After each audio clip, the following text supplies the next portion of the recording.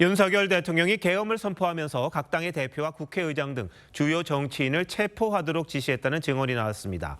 논란이 커지고 있는데요. 물론 반대 증언도 있어서 사실인지 아직 명확하지는 않습니다.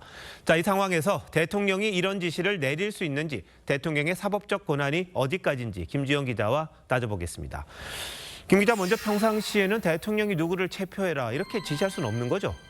네, 그렇습니다. 체포는 기본적으로 수사기관이 영장을 발부받아 하는 게 원칙입니다.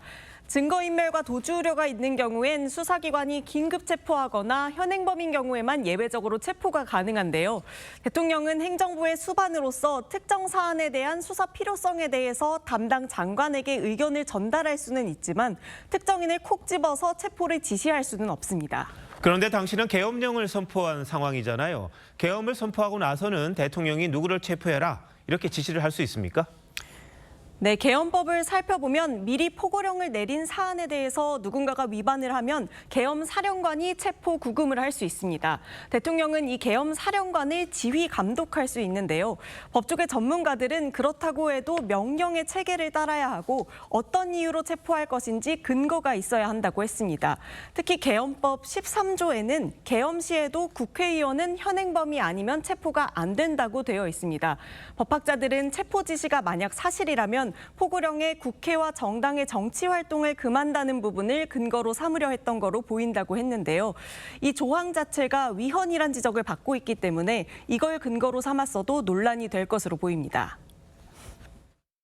국가 비상사태를 빨리 해결하기 위해서 지시를 할 수는 있다고 봐요. 일반적인 정상적인 합법적인 계엄 상황이라면. 근데 그것도 이제 정상적인 계통을 밟아서 해야 되겠죠. 그런데 윤 대통령이 국정원 제1차장에게 체포를 해라 이렇게 지시를 했다는 주장이거든요. 국정원이 일반인을 체포할 수 있습니까? 불가능합니다. 국정원은 2020년에 국정원법이 개정되면서 대공 수사권도 없어져서 수사 체포권이 아예 없는 상태인데요. 국정원법에 보면 직권을 남용해 사람을 체포 또는 감금하면 7년 이하 징역 등 처벌을 받습니다. 아직은 주장들이 엇갈리는 상황이다 보니까 정확하게 알아봐야겠습니다만 만약 이게 사실이라면 어떤 처벌을 받습니까? 네, 법률 전문가들은 체포 지시가 만약 사실이라면 형법상 불법 체포, 불법 감금죄 미수에 해당하고 직권남용도 적용 가능하다고 봤습니다. 다만 대통령은 불소추 특권이 있어서 이런 죄로는 기소가 불가능하고요. 내란죄는 가능한데 이 체포 지시 자체가 내란 행위의 일환으로 포함돼서 내란죄가 성립한다는 것을 입증하는 사실로 작용할 수 있다고 지적했습니다.